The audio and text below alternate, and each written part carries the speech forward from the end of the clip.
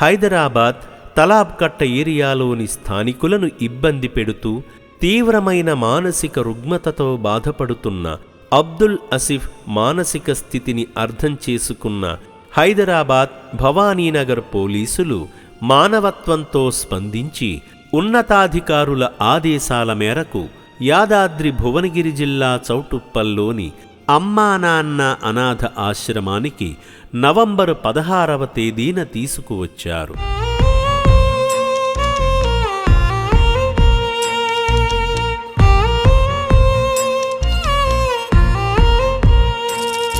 శ్రీ శంకర గురూజీ సూచనలతో అబ్దుల్ అసిఫ్కు ఆ రోజు నుండే ఆశ్రమ వైద్యాలయంలో చికిత్స మొదలైంది.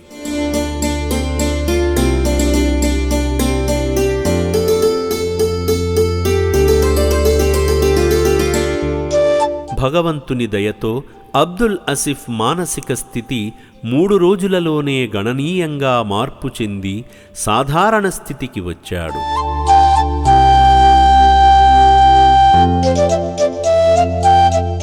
అబ్దుల్ అసిఫ్ ఆచూకీ తెలుసుకున్న అతని తల్లి ఫాజిలా సుల్తానా నవంబర్ 16వ తేదీన అమ్మా నాన్న అనాథ ఆశ్రమానికి వచ్చి దూరమైన కన్న కొడుకు అబ్దుల్ అసిఫ్ను హత్తుకుని ఏడ్చేసింది.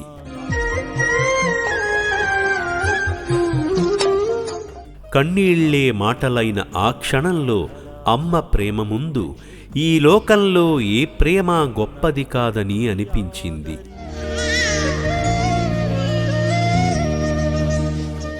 తల్లిని చూసిన ఆసిఫ్లోనూ అనంతమైన ఉపశమనం కలిగింది.